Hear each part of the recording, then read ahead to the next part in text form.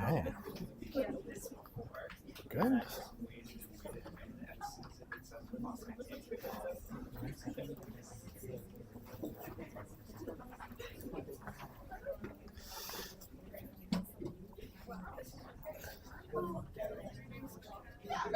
Oh no, too dark, too dark. Sorry.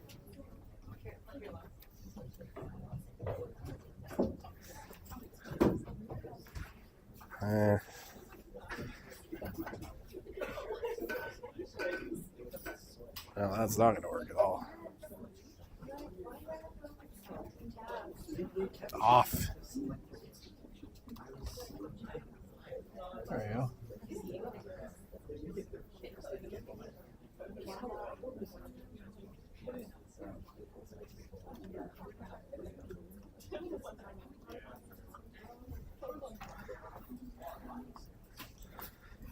Alrighty.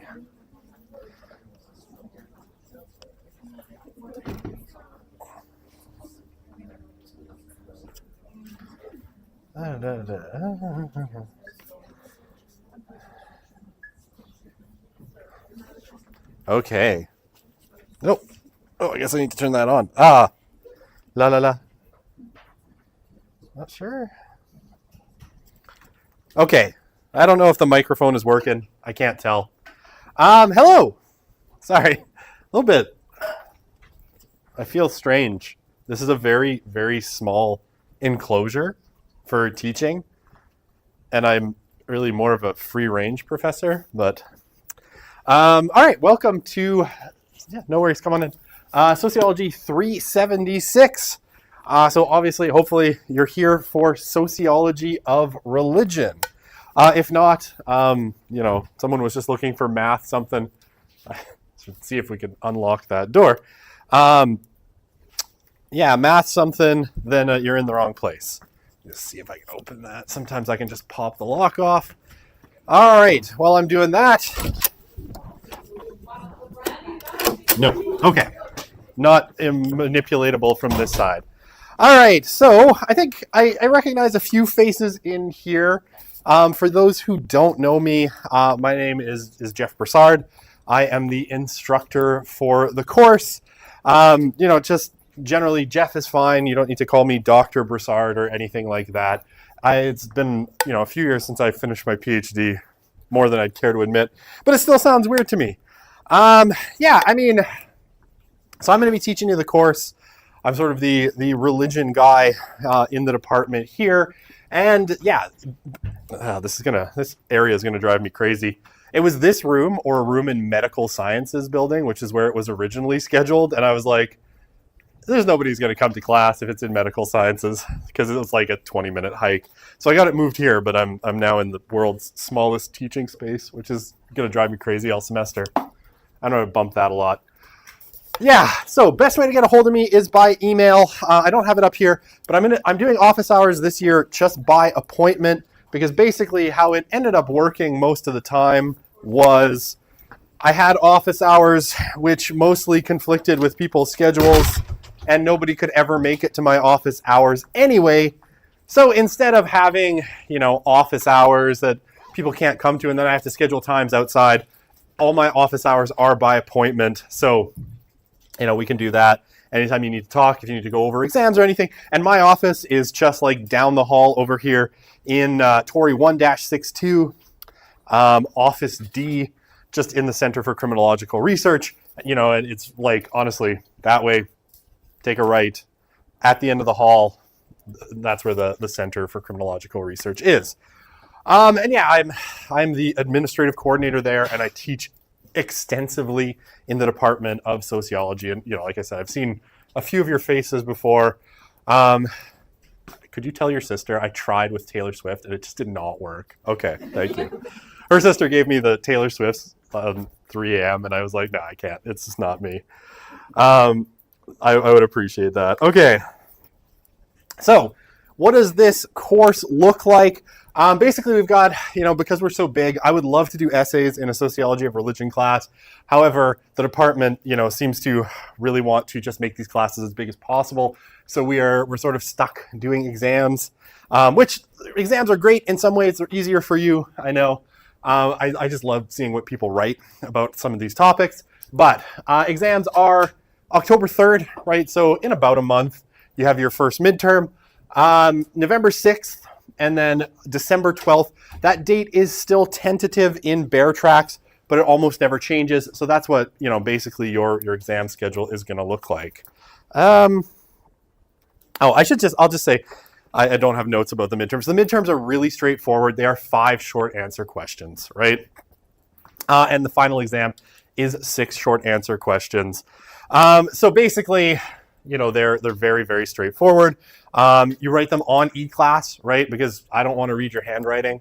No, I mean, I'm serious. It actually takes me much longer to mark exams when people handwrite them. So yeah, you're going to basically do them on eClass. They are open book. And basically the way I did it last year is I opened it basically for a 24-hour period. So from midnight to 11:59 p.m.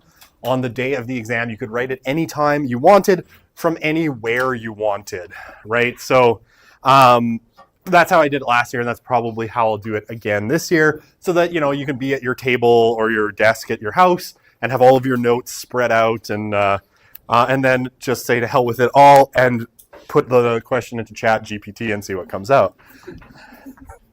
I kid, except that I caught a lot of people in the last year using Chat GPT, and it was kind of ugly because let's just say Chat GPT returned answers that were far too detailed and good for the level that we're at, and theories that I had heard about but are very niche in the field, and I'm like, I don't think this student wrote this. And when 6 people put it in there, I'm like, I'm thinking I'm seeing a trend. So I'm still trying to outsmart the robots, and I'm thinking it's going to be an ongoing battle. But anyway, that's the exams.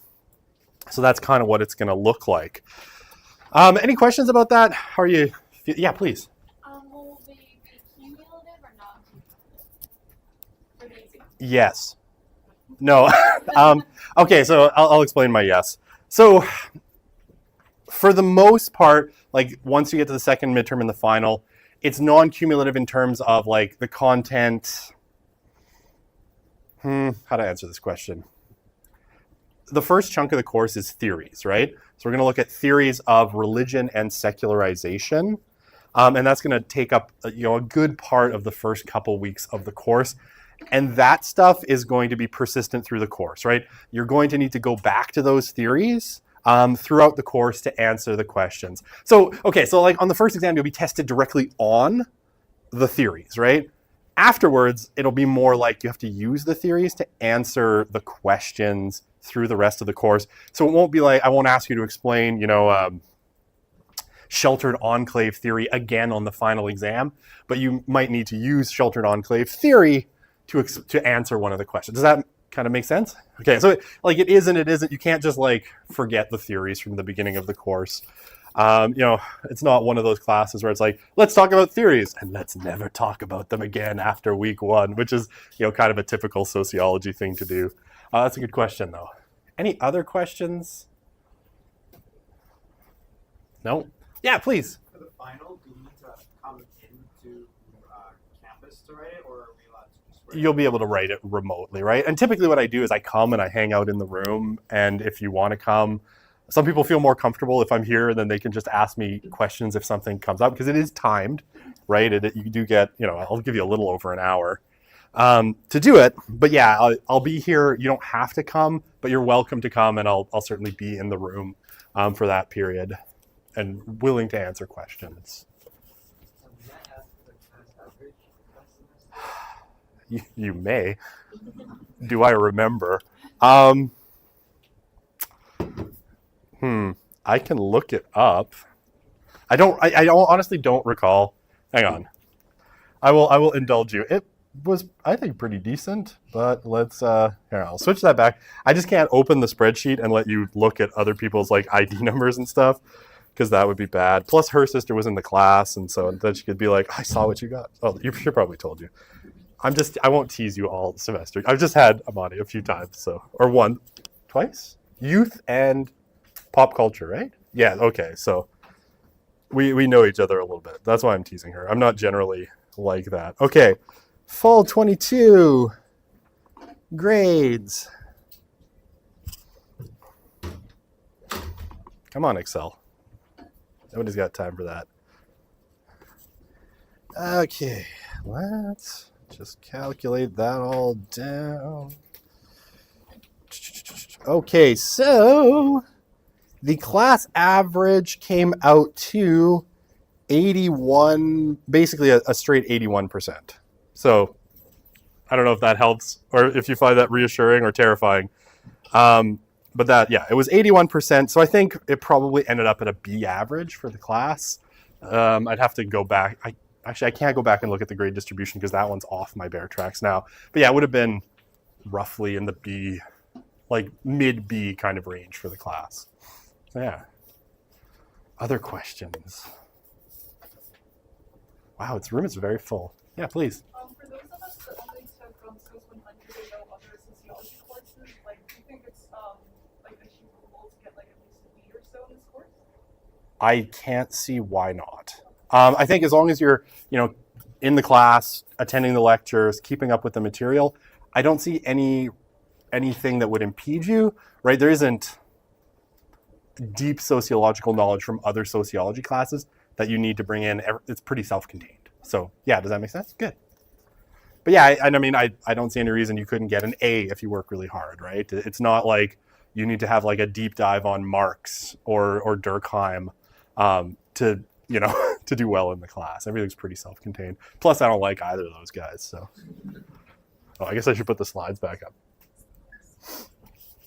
Okay. Others?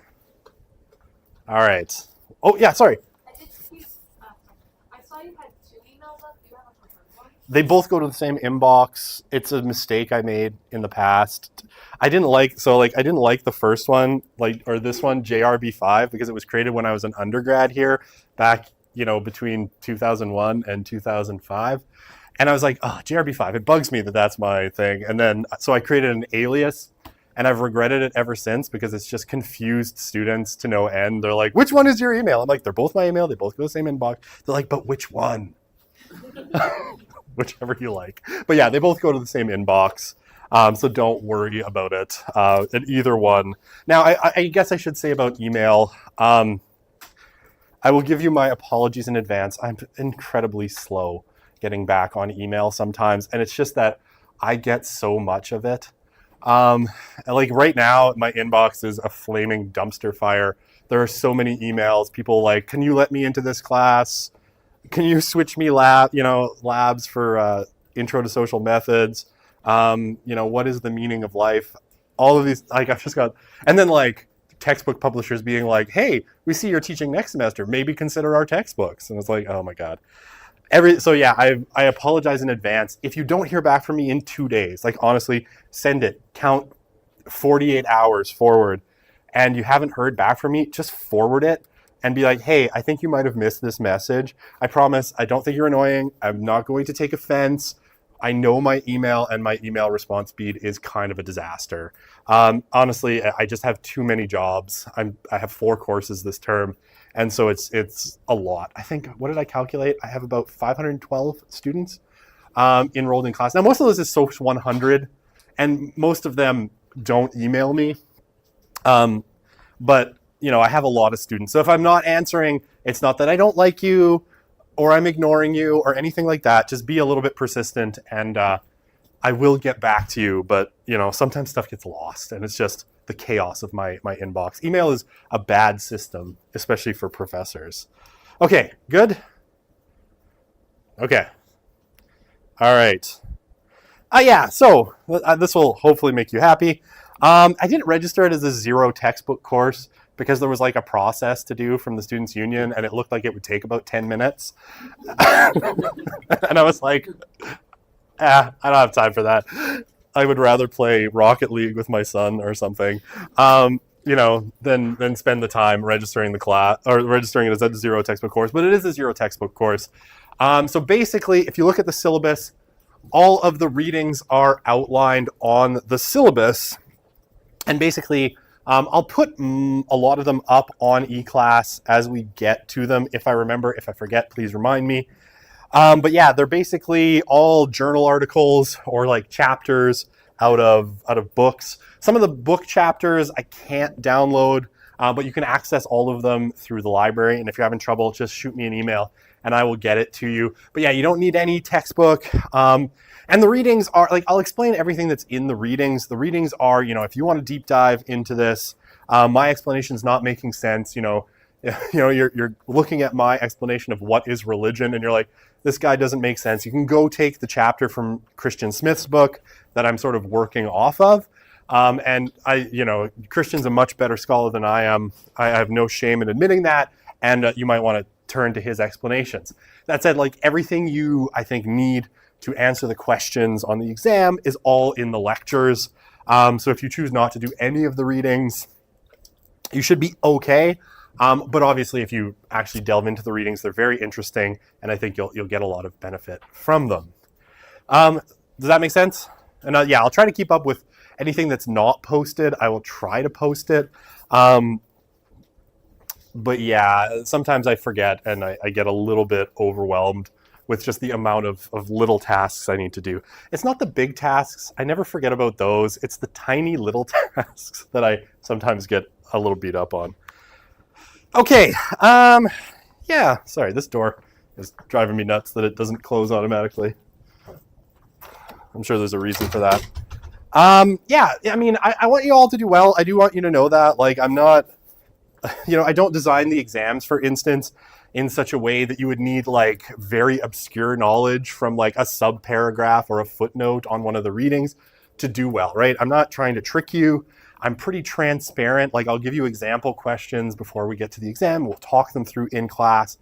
We'll take the time to kind of hopefully help you succeed. I want you all to do as well as you want to do. And that's my caveat, right? Like, some people want an A. Some people, are, C is for cookie, and that's good enough for me. C's get degrees and all of that stuff. So if you're happy with the C, I want you to help you get that C. If you want a B+, I want to help you get that B+. If you want an A, well, I want to help you do that as well. So if there's something like you're struggling with, you're before the exam, you're really anxious, you need, just a chat about kind of how it's going to be structured. We've gone through the example questions. You're still feeling a little off kilter. Definitely make an appointment with me, talk to me after class and all that stuff. And I'm happy to, help you through after the exam if you didn't do as well as you wanted to, right? Come talk to me. We can go through it and I can give you some tips for the next one. And do it in person. Like I said, my office is just down there. So if you don't have class after this one, it's perfect. We just walk over there and I've got an hour.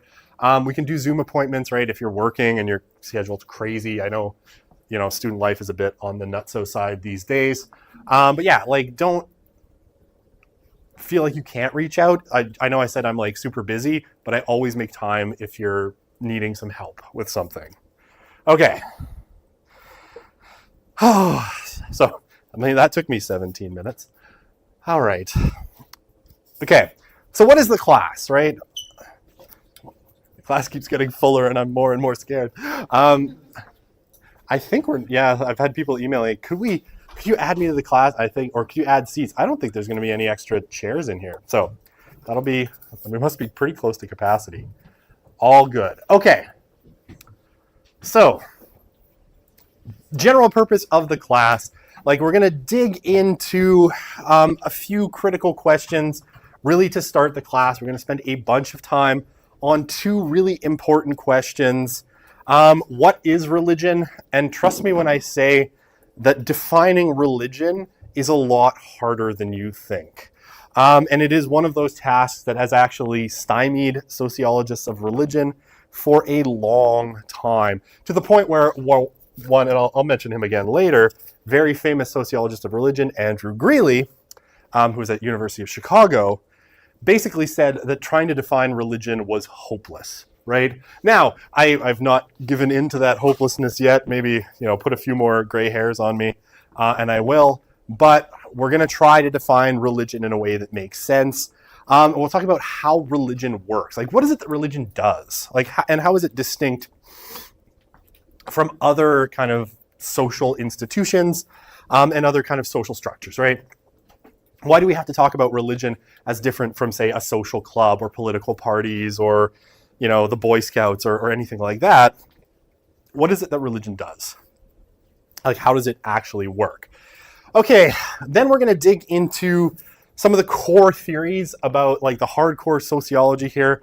The core theories of how religion operates, right? So we're going to look very, I think pretty briefly at Marx, Durkheim, Weber, because I think, while they're the founders of the field, I think there's big flaws with what each of them had to say. A little bit of Freud, so you'll get to hear my seething disregard for Sigmund Freud and everything he ever said. And I make no apologies for that. And then we'll look at some more contemporary theories, things like market theories, the sacred canopy, and a whole bunch of other stuff. That's kind of the core theories of how we think about religion today.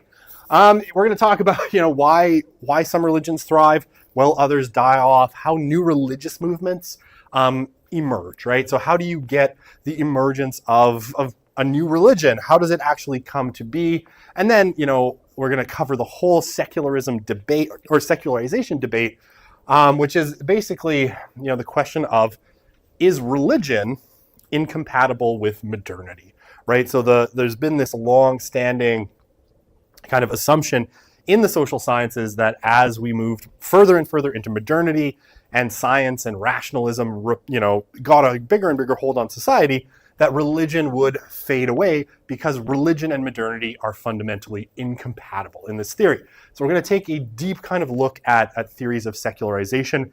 And there's basically 4 or 5 kind of theories of secularization, depending on how you class them, that we're going to look at, all the way from, religion and modernity are incompatible to actually modernity is rather good for religion in some ways. So there is no such thing as secularization. We'll cover the spectrum of all of those things.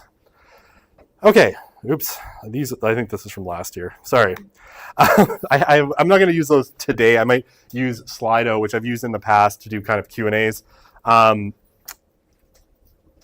So because people sometimes get shy about asking questions, and sometimes I forget to ask for questions, because especially when I'm talking about, people that I admire, I get really excited and I just kind of prattle on, and, I forget to ask if people have questions.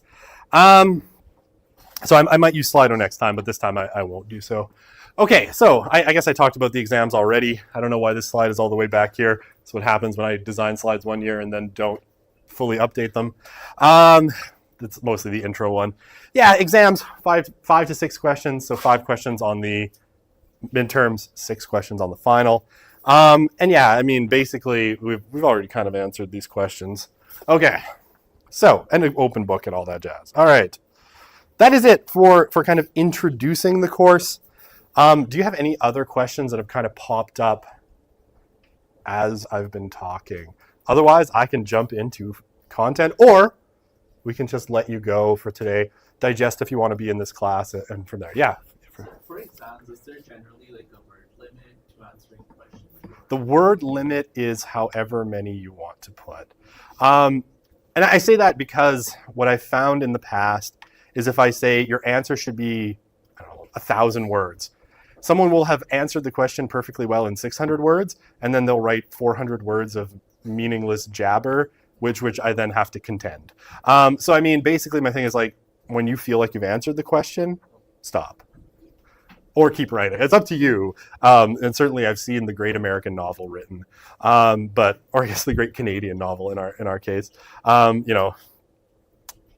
Is this the face that launched 1,000 ships sort of stuff?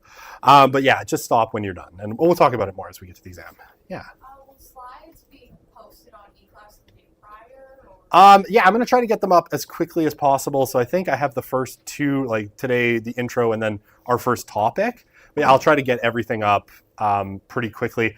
I'm amalgamating because last year, the way I did it is I would have, 10 slides for today. And if we didn't get through them, I just tacked on the last two to the next lecture. And people found that confusing. So now I'm just taking all the topics and melding them into one. So like you'll get the whole, what is religion in one slideshow. And then wherever I end, on, I guess Friday, we'll pick up from that slide on Monday, right? So then you can have one document for yourself where you're taking notes rather than trying to figure out the craziness of how I did it before. But yeah, I'm just working on putting everything together into single slideshows at the moment and updating a few things because data has come out since last year. I saw you had a question in the back. Oh, I was going to say, I don't know if E-Class is working with right now. It's not working? Yeah, I had to delete a course and recreate a course. It's on maintenance The U of A, where the bathrooms are locked. The software doesn't work, and everything feels like it's falling apart unless you're in engineering. Not to put too fine of a point on it. I checked it this morning and I felt like it was working because I put the syllabus there, but yeah, they probably put it into maintenance mode because they probably killed it, I'm assuming. I just checked. It's dead? Okay. Well, I mean, that's not my fault. You could lodge your complaints with a higher authority. Okay. Once it's working, it will definitely be there. Okay. So that's not, like I said, that's not my fault. Yeah, I'm Han Solo in this case. It's not my fault. That's all I'm going to say. Any other questions? Like, I guess probably since you don't have the slides, we won't jump into course content today. We'll wait till Friday, and maybe they'll have it fixed. If they don't, I will email you the slides like we're in 1994. So I think I saw a hand up there, yeah. It's like grab an open book. That's time you you're allowed to write it word to word on that slide, or your expectations. Okay, so it's not just pure information repetition. There is some sort of inductive reasoning that you're going to have to do to answer the questions. As soon as I can, I will get some example questions up for you so that you can kind of see, so that you have an idea as we're going through what it looks like. It's not, for the most part, and I'll try to be really transparent with what's on the exam so you don't get surprised. But yeah, I think just expecting that you can copy word for word off the slides is not going to get you as far as you want it to, because there is a lot of you got to think things through a little bit. Like there's some questions where, we've got a principle, and then you have to give me an example that wasn't used in class, right? So, and I will fully prep you for that and give you a chance to think it through. I'll tell you what that is before the exam, so you can prep one for all, I think, 9 principles. But yeah, you won't be able to just copy off the slide. You have to demonstrate some knowledge. Please. Just wondering, are there any opportunities in this class for bonus cards, like writing a bonus essay? There are not, and we're actually, I know some professors do this, they're not supposed to, in the sense that it has to be offered to everybody, right? So, if you come to me and are like, hey, can I do extra work? I can't let just you do it. I then have to offer it to everybody in the class. And it honestly becomes unmanageable with classes this size. Like if 60 people decide to submit bonus assignments, you won't have your marks until March. Because I don't have the bandwidth. I don't even have a TA for the class that they told me I'd have a TA for. Shockingly, they weren't able to assign anybody. So I'm on my own with a 4-course load. So yeah, and we're not supposed to do that unless it's stated in the syllabus. So yeah, and I know some people do. Those people are wrong and evil, and they make the rest of us look bad. But I think I saw maybe another hand, or no? Yeah, please. Will lectures be recorded? I will attempt to. I tried recording a lecture yesterday and it had no audio. So if I can get all the technology working, I do record them. And mostly that is so, if you're coughing up a lung or something, or you threw up 3 hours ago, you don't feel like you have to come to class. But yeah, it worked last year. If it works this year, I will have them, and I will post a link to, maybe I'll try to create a playlist on YouTube, and I'll post a link to it so you can just go there without having to email me and all that jazz. I would still encourage you to come to class, as I think you'll get a richer experience. And in the past, what happens is people are like, oh, I'll just watch the lecture later. And later becomes, wow, I have 3 weeks of lectures left to watch, and it's 2 days before the exam. And then that's where the chat GPT comes out. And trust me, it doesn't work out as well as you might. Sometimes you might get away with it, or you might mysteriously get a 1 out of 10 on your question. And you'll be too ashamed because you know what you did wrong, and you'll be too ashamed to come and ask me and beg for more marks. Anyway, okay. But yeah, I'm recording it, and assuming all the technology works, this is my little microphone. It worked well last year, didn't work yesterday. Maybe it was a software issue because I updated OBS. But yeah, I am streaming it. And I mean, theoretically, you could go to my YouTube channel and participate live by watching it in real time if you're sick. And because I'll have the Slidos on future slides, you can even ask questions even though you're not here, and that has happened. So, all right, anyone else? Like, I would totally jump into what is religion, but you know, E-class not working. You don't have the slides, so that's super fun. Oh yeah, sorry. I don't want to be asking so many questions. On syllabus, you did have a thing on like answering. It was like this like forum thing, like answering like person's question and stuff like that. Can you just elaborate a little bit more on that? Your expectations? I don't remember that off from the syllabus, but if you can quote it to me. Some of those are like required notes, so it might, yeah, please. It said something about like there will be like discussion boards and then you have to like apply one person. Oh, how that ended up there from a different class. I was chaotically making, that should not be there. Did I put, oh, you know what, I have 2 religion classes this term, and I probably had both of them open at the same time, and I pasted stuff into the wrong window. I will go and fix that. There is no online discussion. Don't worry about that. It's just in class. There's nothing else, and I will fix that. That is me having too many windows open, and frankly, all syllabuses kind of look the same. So I probably accidentally pasted something in the wrong place, but I will go and fix that. I've had to fix syllabuses like 4 times already. But yeah, no, there's no online discussion. Sorry if that was there. And I mean, it didn't scare anybody off, which, well, maybe I should have left it there. No, it's good. I just need to get this class down to 40 people, so my workload is more manageable. No, I'm kidding. Anything else? Okay. I am happy to answer any and all questions if you want to just come and ask me. Other than that, you know, since we can't start on course content today, thanks a lot, E-class. We'll see you on Friday. And we're going to jump in.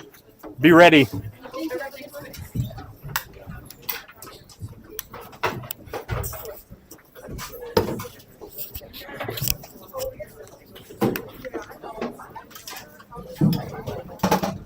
So I'm Jack. I sent you the email the other day Okay. about trying to join the class. How optimistic do you think